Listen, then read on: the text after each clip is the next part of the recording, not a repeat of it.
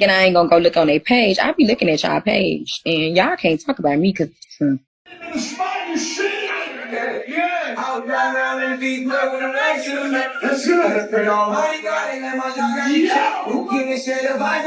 This is Kayla Hodgson, a 23-year-old bottle girl from Tamarack, Florida, who everybody loved. The kind of woman who walks into a room and the whole vibe shifts. And this is Sakina Thompson, a 31-year-old woman from Queens, New York, who bought a plane ticket, flew over 1,000 miles, went to Kayla's apartment in the middle of the night, stabbed her dozens of times, changed into her clothes, and flew right back to New York like nothing happened. The reason behind all of it? Kayla was talking to her ex-boyfriend, and she had blocked her on Instagram. Before we get into what went down inside that apartment, you need to know who Kayla was, because that is what makes this story hit the way it does. Kayla Arian Hodgson was born on December 28, 1998, and she grew up in Broward County, South Florida, in a family that was tight and loving. Her mother, Diana, worked as a flight attendant. Her father is referenced in court records as Owen Hodgson.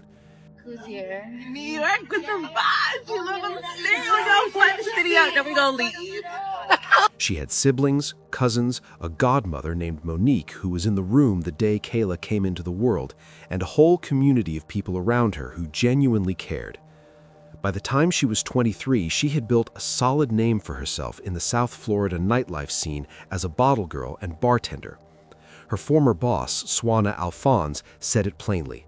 She was really sweet, the life of the party, always with kind words for everyone. A family friend named Brianna called her bright, beautiful, and everybody's hype man. She posted under the name @OnePrincessK on Instagram, had a little dog named Dior after the fashion house, loved Taco Tuesdays with her cousins, and was a big fan of The Office. She was, by every account, exactly the kind of person the world can't afford to lose. Cheers. Oh wait, that's weird. About a year before she was killed, Kayla had started seeing a man named Revelto Robinson. It was not an official relationship, more of a situationship, but they were around each other a lot and clearly had feelings for each other. Here is how Revelto described things to investigators on the day her body was found. What Revelto did not know in that moment was that someone had been watching Kayla from a distance for months, going through Revelto's phone. That person was Sakina Thompson, and she was Revelto's ex. Sakina had been checking Kayla's Instagram page to track what she was posting and who she was with. She was also getting more and more upset with every picture she saw. Sakina had found out that Revelto was seeing Kayla by digging through his phone and by watching Kayla's Instagram page on her own time. She had been prank calling Kayla's phone for weeks using different numbers, pretending to be someone else. And then, at some point, Kayla did exactly what you would do if a strange woman kept calling your phone and watching your every move. She blocked her. And that block is what sent Sakina over the edge.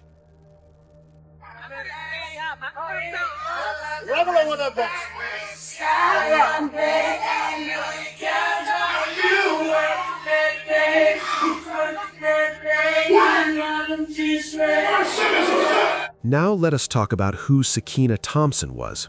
She was born on June 13, 1994, lived in the Springfield Gardens area of Queens, New York, and worked as a nail technician. She had no known criminal record before this case. She was also about 2 months pregnant with Revelto. What matters right now is what Sakina actually did in the days before July 13, 2022. She booked a commercial flight from New York down to Fort Lauderdale, checked into a local hotel when she landed. Then she set up a fake Uber account in a name that was not hers, so her movements would be hard to trace. She put together a disguise, a wide-brimmed hat, a COVID-19 face mask, gloves, and dark clothing. Meanwhile, Kayla had absolutely no idea any of this was happening, and on the night of July 12th, she was just living her life. Revelto had stopped by around 7 in the evening to pick up some money she had been holding for him, and from there she headed out to her shift at a Jamaican party venue on Commercial Boulevard where she worked every Tuesday night as a bottle girl, usually until around 4 in the morning. Y'all, it's my bitch birthday!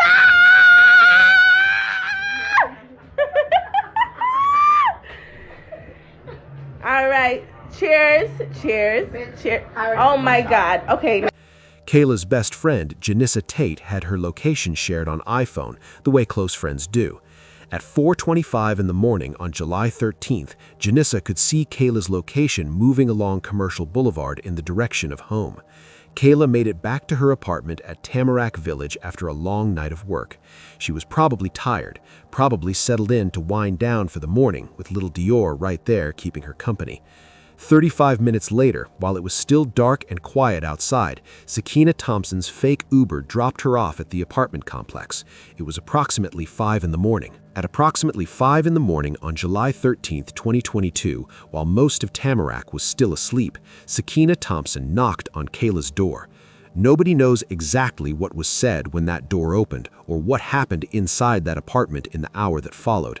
What investigators got to work with was the scene that was left behind, and it was enough to tell the whole story. Shut up. Cheers.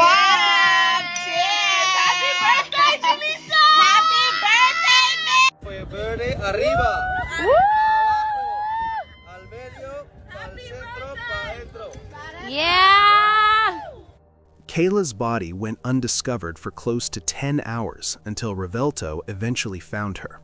He had just been trying to reach her since around 10 in the morning, sending texts, calling her phone, getting nothing back. He drove to the complex once, looked for her car in the handicap spot where she always parked, did not see it. He went up to her apartment, knocked on the door, heard little Dior barking inside the apartment, and left thinking she was probably still out. He grabbed food and kept calling. When he looped back a second time and spotted her car sitting awkwardly at the far edge of the parking lot in a spot she never used, something told him that was not right. He went back upstairs, knocked hard, and when nobody answered, he just tried the door handle. It swung open. Revelto called 911 immediately. The dispatcher stayed on the line with him and coached him through chest compressions while he waited for help to arrive.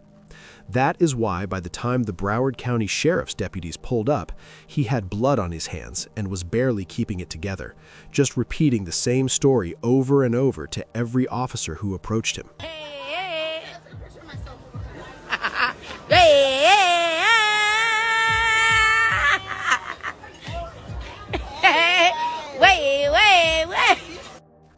What first responders found inside was something else entirely.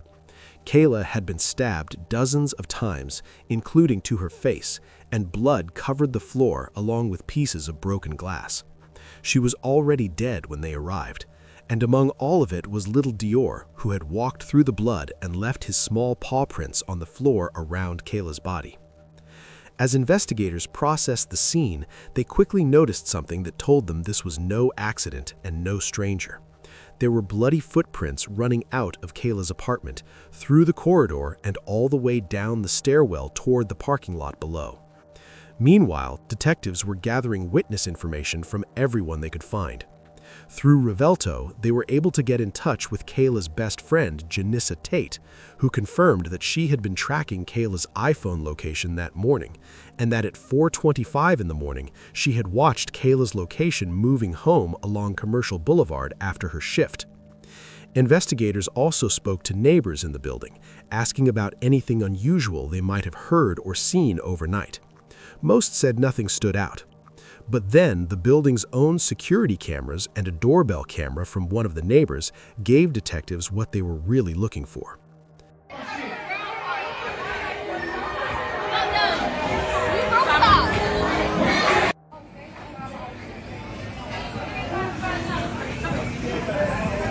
While all of this was happening at the scene, Kayla's family was starting to arrive. Her cousin got there first, and the body camera footage from those moments is genuinely hard to watch. Kayla's mother, Deanna, was up in the air on a work flight when all of this was happening. She was reached by phone and came straight to the complex the moment she landed. The family eventually asked if they could pray over Kayla before her body was removed, and investigators allowed 3 of them to go up and do that. Whatever comfort that gave them, they needed it, because what that mother walked into that day was something no parent should ever face. Back at the scene, detectives were already building the case. They cross-referenced flight records, cell phone data placing the suspect at the location, the fake Uber account logs, the surveillance footage, and DNA recovered from under Kayla's fingernails during the struggle. That DNA was linked to Sakina Thompson through her job as a nail technician. Investigators also recovered a printed plane ticket among the evidence at the scene, a direct paper trail from New York straight to Kayla's front door. Within days, they had a name, and the woman who had flown home to Queens thinking she had gotten away with it was about to find out just how wrong she was.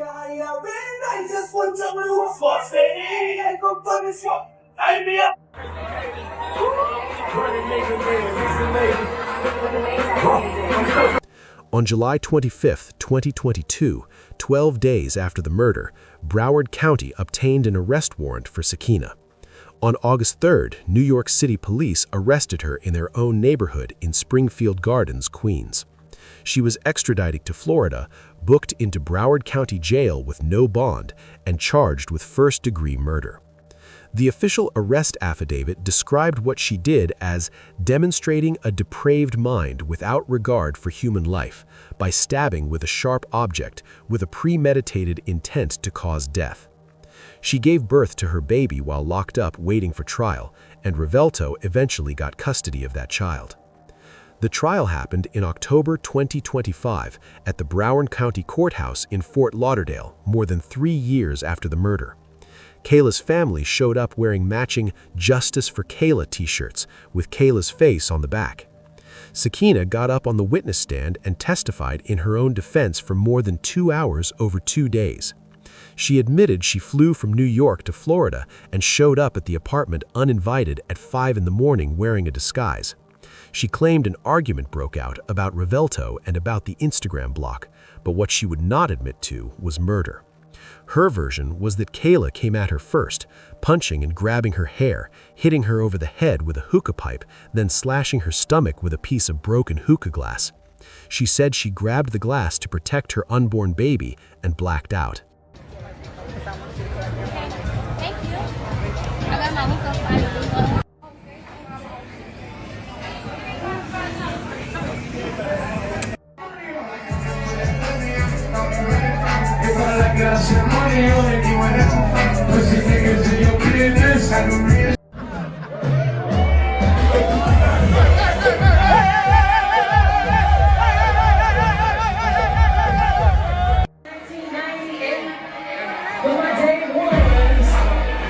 When she says she came back to herself, she was standing in Kayla's blood holding the weapon, and Kayla was already dead.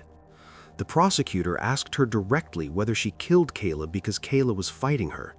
Thompson answered, "No, I killed her because she took the glass from the hookah and slashed me across my stomach.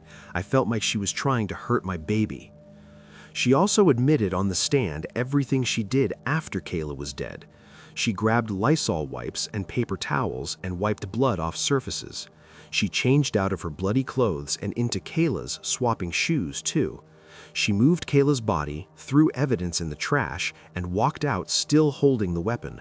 She called the fake Uber and boarded a flight back to New York without ever calling 911. The prosecution, led by Assistant State Attorney Tanya Johnson, was not buying any of it. She walked the jury through every decision Sakina made before she even knocked on that door and asked them to look at the full picture together. Johnson told the jury, "Being violated in your own home, in the sanctity of your own home, is a scary thing. What's even scarier is being attacked, being brutally murdered in your own home, and that person getting away with it." A little, I guess you could say, jealous and like insecure. She just starts grabbing my hair and punching me, and I'm on the floor. I'm kicking. I'm trying to get up to fight back at this point because now it's a fight. I wasn't really walking over the blood. I was walking in the blood. You walk in the blood? Yes. With what shoes? The BB shoes. I changed my shoes. Punching me. Punching you where? My face. Where on your face? Point to it for us. I don't remember, but everywhere on You my don't face. remember where she was punching you in your face? In my face. I mean, this is why you killed her, right? No. Right? No. It's not? No. You didn't kill her because she was fighting you? No, I killed her because she took the glass from the hookah and slashed me across my stomach. We are forever changed, but by God, He didn't break us. We are stronger, and Kayla will be remembered The defense always. attorney, Roz Meritshell, pushed back and argued that Sakina did not bring a weapon, that Kayla let her in, and that it was a fight that went further than anyone planned. The jury made a decision within an hour, and on October 15, 2025, Sakina Thompson was found guilty of first-degree murder. Sentencing came on December 1, 2025, in front of Broward County Circuit Judge Andrew Siegel. Under Florida law, a first-degree murder conviction carries only one possible sentence. Judge Siegel called the crime heinous and said Thompson had tracked down, showed up, and killed Kayla in her own home. He sentenced Sakina to life in prison without any chance of parole. Sakina Thompson showed no remorse at sentencing. During the victim impact statements, Kayla's mother, Diana, thanked every person who worked the case. Then Kayla's godmother, Monique, who was in the room the day Kayla was born 23 years earlier, stood up and said this. Your Honor, you're not only going to be sentencing a murderer, but you're going to be sentencing a thief. This thief robbed us all. Everyone you see here, and so many people that aren't even here. She robbed us all of Kayla. She robbed my children of their god sister, my nieces and nephew of their friend. She robbed her own mother of a daughter. She robbed her child of a mother. She robbed her own family, and she robbed herself an opportunity for a good future. She even tried to rob God. But however, His plan and purpose for Kayla to positively impact our lives and many lives, it still prevailed. Kayla has impacted many of the people you see standing here, sitting here in the courtroom, and so many others. You are sentencing someone who chose to kill rather than heal. And then Kayla's cousin, Melanie, stood up, looked Sakina Thompson dead in the eye, and said what the whole family had been carrying for 3 years. Melanie, And your relationship, please? I am Kayla's cousin. Thank you. Hello everyone, I want to start off by paying respects to the judge and the court for all of their individual efforts that have been exercised to bring justice to myself and my family due to one of the most heinous, jealous, hate crimes one can't even hear of, much less live through. I thank Tanya and Liz and her team for their hard work, studying, dominating, and fighting for this case for 3 very long years. The jury who took their time to pay attention to key details for 4 weeks without anything in return. The various victim advocates provided by Tamika and her team as well, holding my aunts and I in hand with the most horrific of details shared throughout this trial. The bailiff, Eric, who makes my family and I feel comfortable and safe every single court hearing since the arraignment. I individually would like to wholeheartedly thank you all. None of your efforts have gone unnoticed. I'd also like to thank the judge and the courts for the opportunity to get up here and make an impact statement. I'm Melanie, Kayla's biological cousin and big sister at heart. On July 13th, around 3:30, I received a phone call that Kayla was found dead in her home. The very first question I asked God in the midst of all my tears laying on the floor was, who would do this to Kayla? You see, Kayla was the type of person that you didn't get to meet twice in life. She had a spirit that shined so bright, every single room she walked into would light up like Times Square on New Year's Eve. She was a people person, easy to have a conversation with a stranger and leave you with the feeling that you've known her all your life.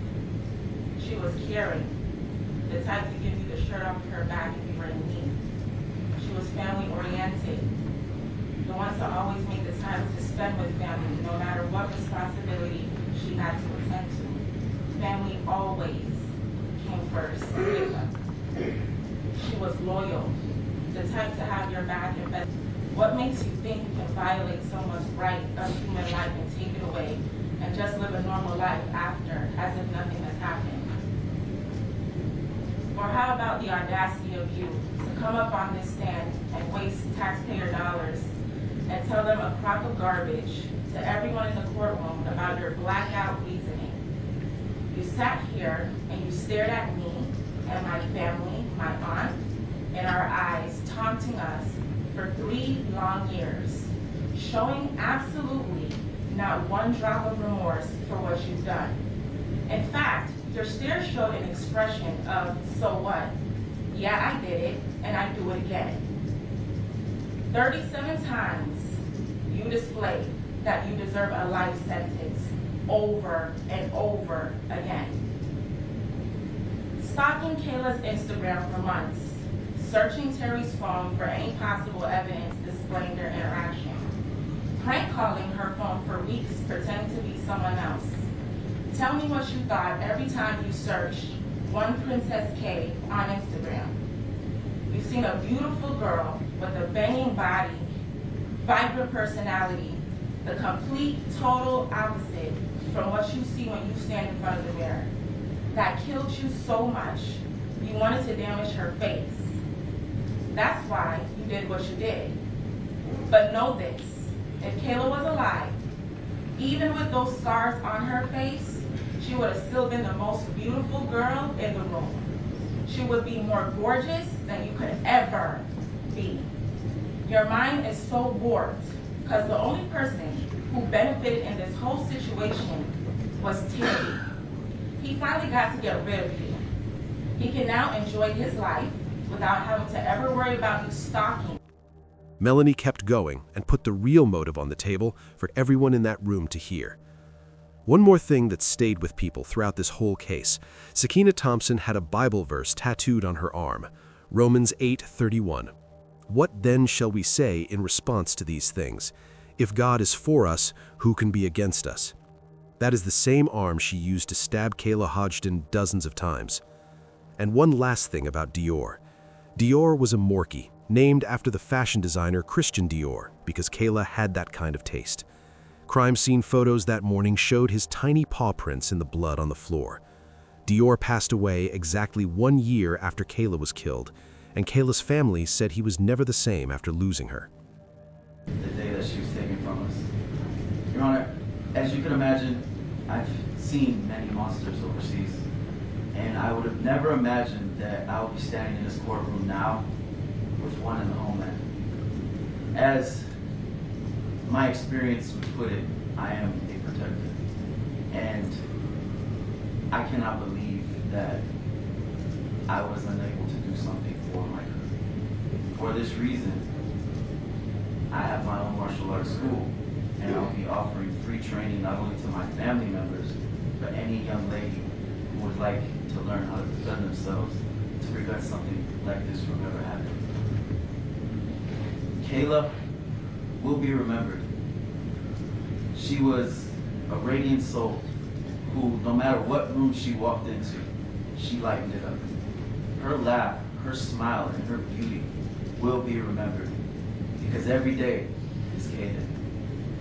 The last thing that I want to do is thank you for the justice that will be served today. But like our shirt says, justice will not truly be served until everybody unaffected. There isn't a fight Kayla has ever fought without me, but you caught Kayla alone, where she is far from alone.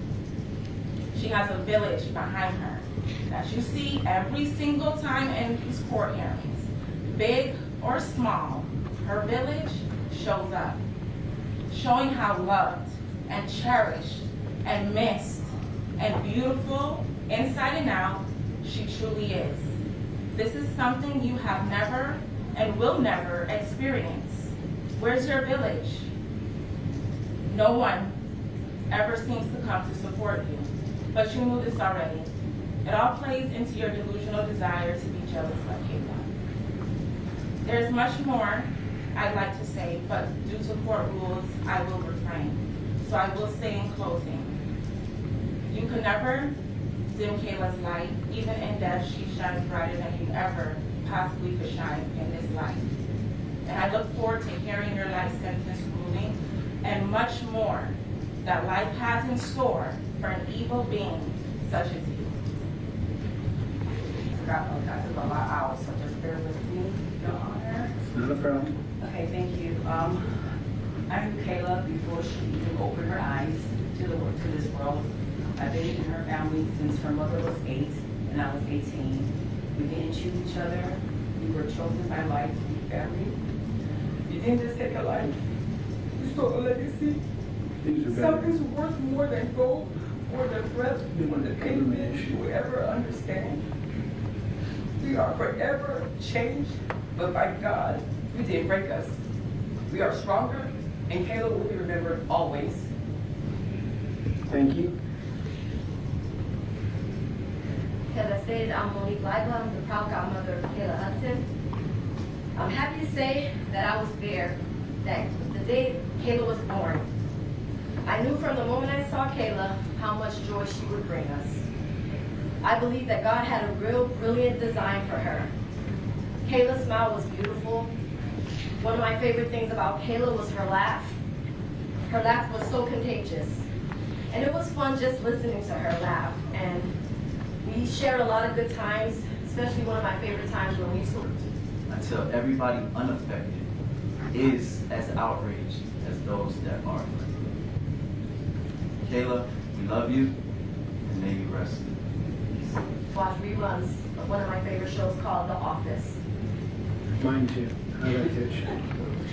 So Kayla and I used to laugh. She would tell me if I missed an episode, she would tell me about it, and we would just laugh on things like that. And Kayla was also a fashionista. She was quick to tell me what I was doing wrong with my outfit. She probably would hate what I have on right now because I'm not really matching too much, but Kayla was full of light. She was full of love and joy and laughter. She was so loving and she was so loyal to a fault. Kayla would easily win the hearts of... What do you think about this heinous murder? Do you think Revelto is as guilty as Sakina in this case? Let me know in the comments section. Also, click on one of the cards on your screen to see more videos like this. See you in the next one.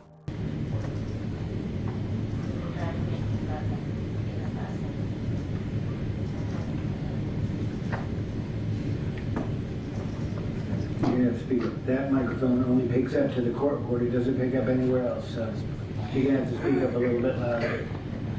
Kayla's passing has affected me in multiple ways. It's increased my development concentration that has affected my nursing career tremendously. I had to refuse the recent promotion at my work. Every morning when I walk my dogs at 5 a.m., I was able to see the time and it's over. That Kayla had to struggle and fight for her life. I have time that I'm not passing. Sitting here in this courtroom, but I can feel that her trial was more worse than her funeral.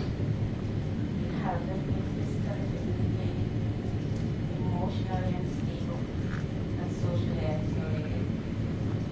Multiple medical appointments have been fight from the things I felt. It has caused many conditions in my health and affected psychologically and emotionally by passing afterwards.